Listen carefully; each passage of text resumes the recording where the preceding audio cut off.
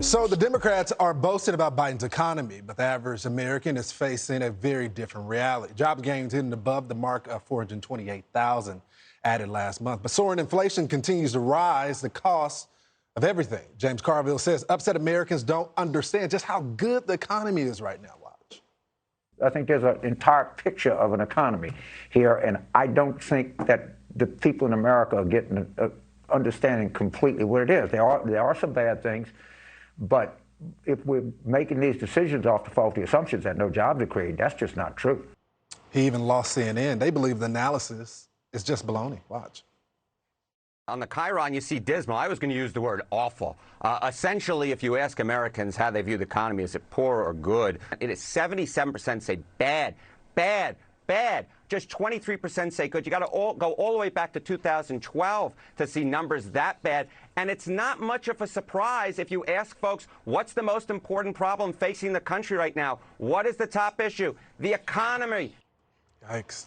And if rising costs aren't enough of a headache, now the supply chain crisis hitting parents who say they can't find formula to feed their babies. Kayla, you're a mom.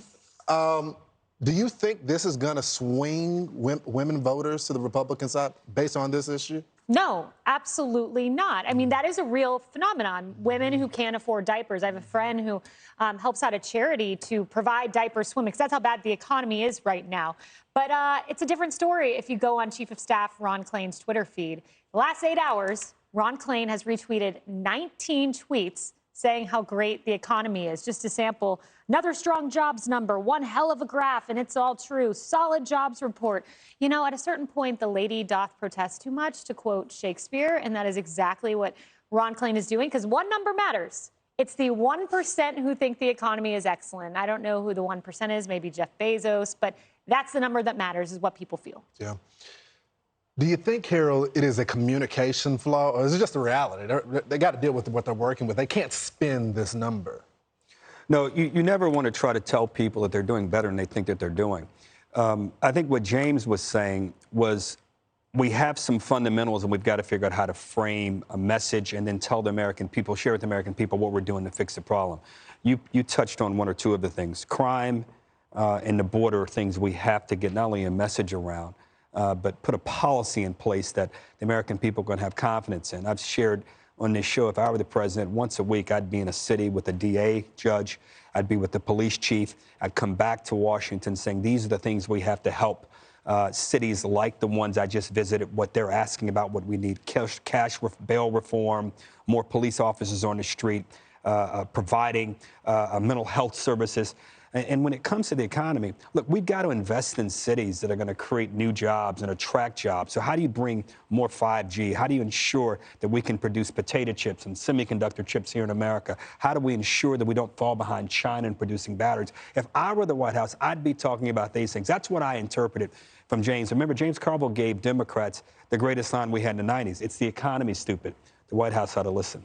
Judge, it seems like the Democrats have a lot on their plate. I mean, when you're a prosecutor and you're trying to give someone a break, if they got all these charges, there's only so much you can do to work with them, right?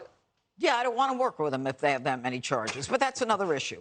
Here's the problem. The problem is that inflation is raging like never before. Inflation has gone up by 8.5%. Wages are gone up by 5%. This is a government that is disincentivizing work and disincentivizing jobs, all right? They're incentivizing people to stay home and to not go to work and to pay students for their loans for no reason when there are 11.5 million jobs available and only 6 million people looking for a job. So it's the incentivizing and the disincentivizing that this government is involved in. And what they've done with the oil and gas and everything else is they basically shut down the growth. We've already got one quarter with a 1.4% drop. If we have another quarter with another drop, we're in a recession. All right? I'm not a genius and I'm not an economist, but I know that. So don't tell me everything's going great. I don't care how you frame it. The bottom line is people are hurting, people are hungry, people are assessing medicine, jobs, house, rent. It's bad. Greg, it just seems like they insult the voters when they have no more argument. Instead of just confessing and saying, we'll turn it around, They say don't believe your own eyes or your pocketbook. Yeah, I don't know if they can turn it around. This shortage of baby formula. What is Joe Biden going to have for lunch? Thank God there are no shortages in stuff that I eat and drink. I checked it's the Greg Consumer Index, and and Chinese ribs, fine. Red wine, fine. Oh, God. This baby formula thing, though, I did not know about it until Jessica told me. And it's like, imagine it's like this is something that, like, if you're I'm getting to a point, I think.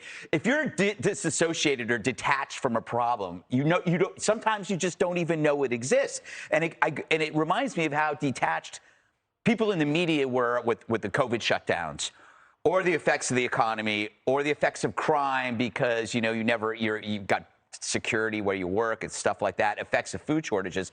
And the media could sustain a lot of this stuff, especially the shutdowns, because we just worked our way through it. We just could get studios at home. And so people are hurting, but the same people in the media, they have the means to absorb the pain that others don't. Same thing with crime. Their answer to crime is 2 words. It's, gated community.